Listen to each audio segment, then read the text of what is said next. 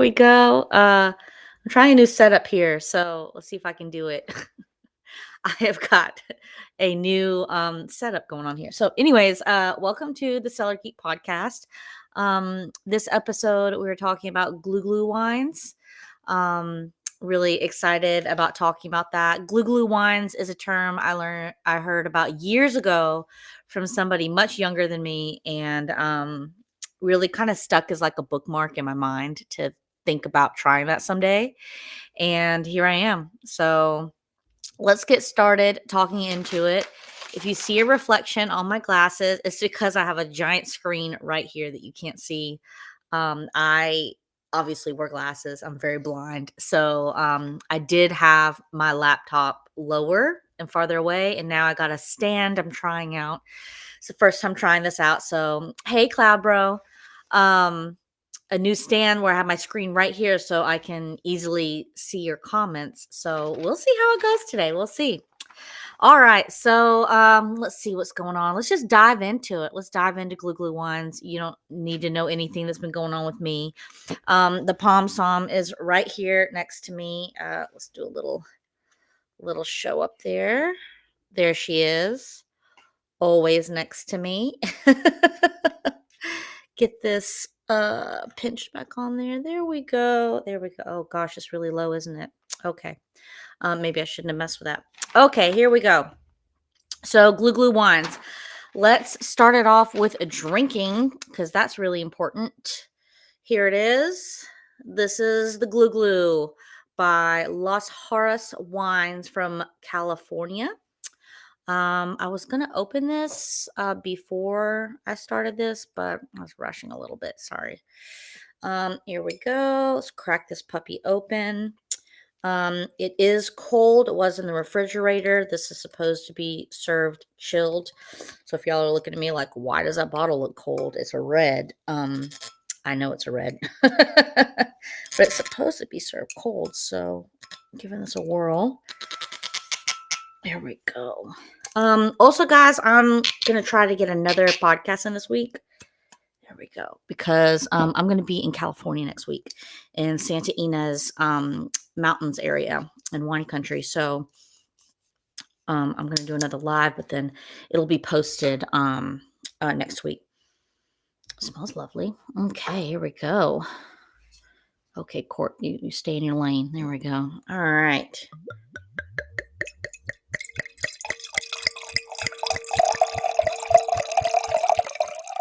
Color is lovely on this. I am drinking out of my Riedel glass today. That's a red glass. I just grabbed something simple out the cabinet. Smells nice and bright. I don't know if y'all can see the color on this. Oh, seems like a makeup tutorial. Put my hand behind it. That doesn't work. It is like bright violet almost. It is a bright color for sure. It looks great.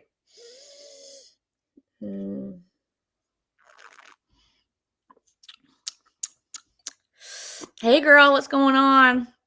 Got people popping in. Thank you so much. So this is lovely.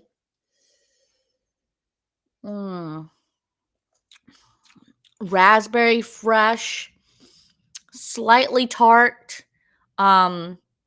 Very refreshing, very bright, very bright.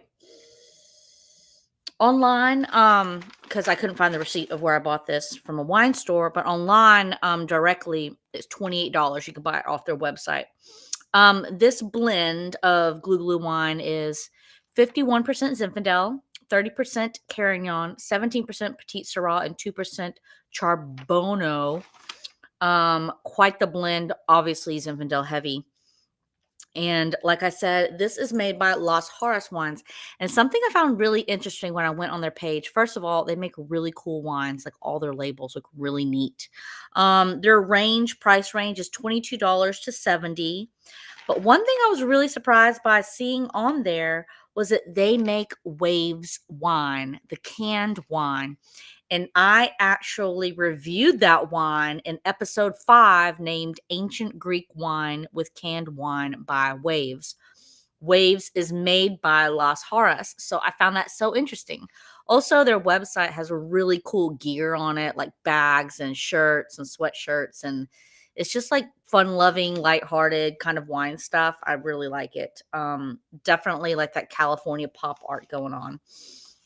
So, Las Jaras Wines is owned by Joel Burt and Eric Wareheim.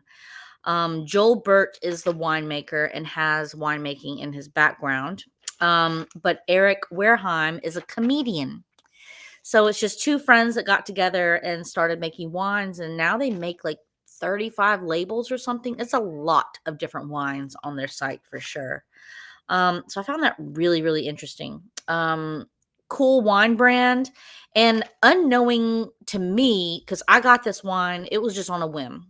I was in a wine shop and I saw this on the shelf and it said glue glue on it, big letters. And I was like, oh yeah, somebody mentioned that to me that I need to try glue glue wine. So there you go. Glou glou is a French term and it means glug glug. So it's supposed to be the sound that wine makes. It's also referencing that it's an easy drink wine. It's what I call a porch pounder. I also saw other people calling it that as well. All the articles I was reading about glou glou wines, this specific wine was coming up in all these articles. It was like try Las Jaras Glou Glou wine, Las Jaras Glou Glou wine. It was in all these articles. So I was like, wow, I really just happened to pick the best wine for this episode. I was like, oh, good for me. But it is a French term. It did pretty much originate in Beaujolais. Now, originate is tough because this is a wine term of glug glug. So it just, I mean, it was mentioned in a play in like 1666, but not specifically on this type of wine. It was a term just used to say, you're drinking up, you're glugging, you're consuming alcohol quickly. It was just a term for that. The term glue glue in the fashion that we're seeing it applied to the wine world now really originated in Beaujolais and still France, if you don't know. So Beaujolais is in France. And Beaujolais Nouveau is a Beaujolais, not like a Beaujolais Cru, but it's made to be drank young. It is light, it is bright. It is what you would call a glue glue wine because it's just very easy to drink. It's a porch pounder. I was also interested to see that in Beaujolais, it was not the winemakers that kinged this term to associate it with light wines, lower alcohol, easily drank, more of that natural wine trend that we've seen coming in. It was the vintage workers that actually applied this term to the wine, saying that they were easy drinks. They were porch pounders. They were glue glues. So I found that really cool that that term kind of came about just by people working the vintage in Beaujolais, kind of termed that. And it came out as like a cool term. People started using it to attach it to that type of wine. I thought when it was told to me, you need to really try glue glue wines.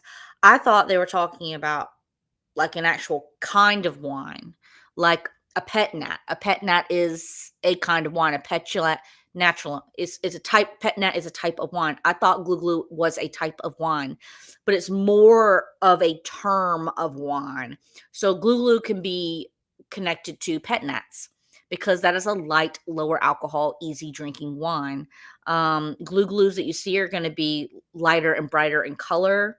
They're going to be between 10 and 12% alcohol. This one is, I think this is on the higher end. I think this is 12.5% alcohol. So they're going to be lower alcohol, bright colors. Also, usually you're going to be using a carbonic maceration to make these. And kind of an easy way to describe what carbonic maceration is. It's used a lot in Beaujolais for one. So there you go, kind of the origin of that. But you take whole clusters of wine, just the whole, clip it off the vine and dump it in a vat. A tub, basically a vat's like a tub. But this one's a tank and it can be sealed. They dump it in there and then they add CO2 to that tank. They seal the tank and then inside those grapes end up exploding.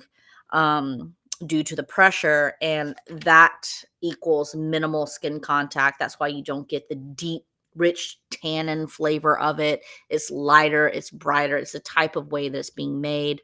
That is not a rule for glue glue wines. Obviously, Pet Nat is using that method, but it just happens to be a lot of them are using that method. But glue glue wines is a term for a flavor profile of a wine. Basically, it's made to it's another word for a porch pounder. It's another word for a lower alcohol wine, more naturally made. Definitely here in the US it's a bit on the hip side, so you're going to have those bright cool labels attached to it with the artwork and everything. I find them really fun. It did sort of more recently come to the United States. It was more popular in France before it came here, from what I read. But that simply means that the lighter type of wines were kind of raging in France before they raged here. Because since glue glue isn't actually a certain type of wine, it's more of a phrase that is used, which is rather interesting. Let's see, what else do I have here? Oh, yes, yes, yes. So, when did it start coming around in the United States? So, lots of different articles are mentioning a lot of different things. So, to kind of give you the range of when the term started coming about, this is really something that has naturally happened to coin the term glue glue. Now there's a lot of articles that have come out that those are the titles and they're talking about it.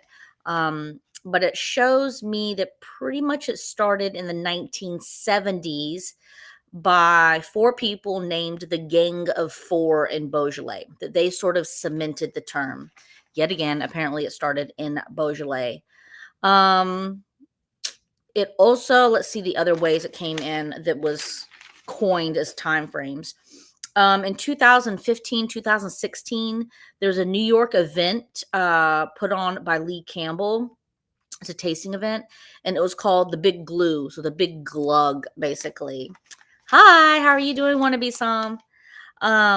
So it started in 2016. There was an event called the Big Glue in New York by Lee Campbell, but also um there's also an importer called Dresner. So you'll see it on the back of labels. I love Dresner wines. But Dresner tends to import more of a natural kind of wine.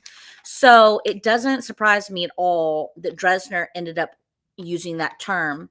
And it says Louis Dresner on it, but Joe Dresner was the one that was saying it in 2003, apparently. When the wines were coming in, they were saying, "Wow, this is so glue glue. It's such an easy drink. It's such a porch pounder. It's so easily drank." So Dresner was saying that term in 2003. And then Joe Dresner's son, Joel, said that he didn't hear it until 2010 in San Francisco when he worked at a wine bar called Terroir. Um, so, and now I heard it a couple years ago. So it's just a natural progressive term for wine that has really moved its way through from France to the US. It's followed the natural wine movement. So, this whole movement for bright, natural wines, less interference in the winemaking process. A lot of times they're doing more of a biodynamic type of wine, they're using wild yeast. Minimal sulfur interaction with it, not really adding sugars or anything. So it's something that is following that natural wine trend. Hi, Hollywood. How are you? So yet again, everyone, we're talking about glue glue wines. Glue glue is a term that is associated with a porch pounder, a wine that is lighter, 10 to 12% alcohol, something you could really drink, like drink. I was reading articles where it was also mentioned that this type of wine is something that should replace the water on your dinner table, that it should be so light and so easily drinkable that it could just be swapped out for water. And I was like, that sounds very French to say that. Another term that is used kind of in conjunction with glue glue is vin de soif, which is wines for thirst. And I pulled up the pronunciation of this because I thought I was going to kind of mess it up. So here is what that term sounds like. Vin de soif. Vin de soif. Vin de soif. Vin de soif.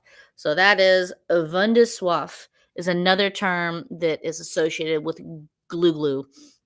That is an easy drinking wine. Vin de soif, wines for thirst. It's just a wine that you drink when you're thirsty. You've had a hot day out in the yard. You want something bright and light. It's typically like a chilled red wine. So this one is a chilled red wine. As you can see, it's coming up kind of black on camera, but trust me, it's more of a magenta, light purpley color. It's very bright. You can see a little bit here at the bottom with the light shining through. Um, mm, it's so funny because when I was reading about what glue glue wines are, I was thinking that person a couple years ago mentioned, "Oh my gosh, if I had glue glue wines, it's all the rage. Everybody's getting them. Everybody's drinking them." I was like, "Man, I should really try this glue glue wine sometime. What is this wine? I haven't heard of it before."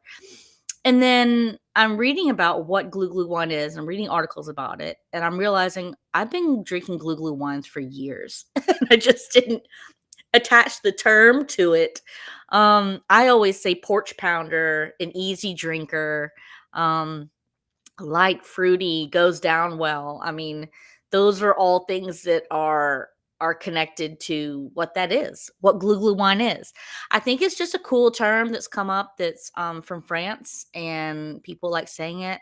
If I get this wine, let's say it doesn't say glue glue on it, I could say, wow, this wine drinks so glue glue. Like it drinks so glug glug. Like it goes down really easy. Wow, this is so glue glue. It's just a term. So, yes, this specific one has glue glue on the label, but glue glue is actually a term for the type of wine that it is. Um, so yeah, I just want to clarify that. I have a busy week. We are flying out this week for wine country out in Santa Ynez Mountains.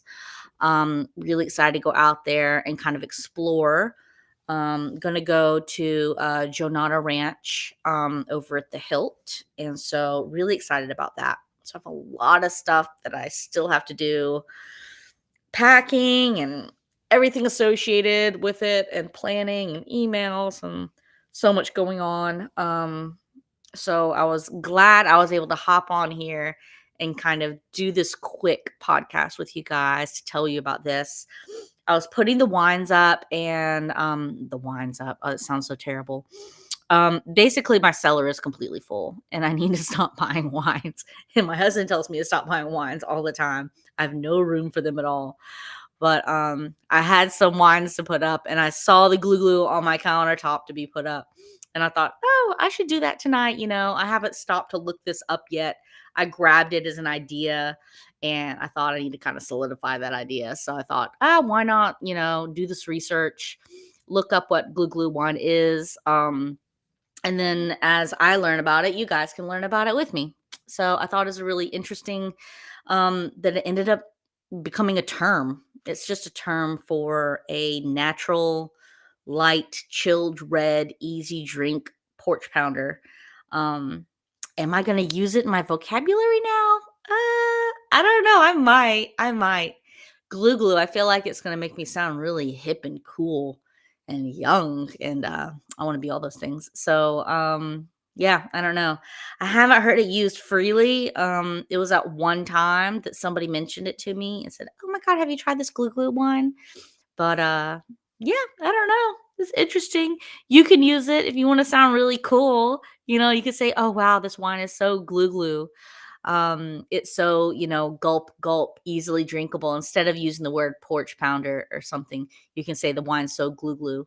And then you can explain it to them and be like, that is a French term. It means glug glug. It's a cool wine fact, I think, to have in your pocket. And talk about. So you definitely can find a lot of these in stores. I've seen them.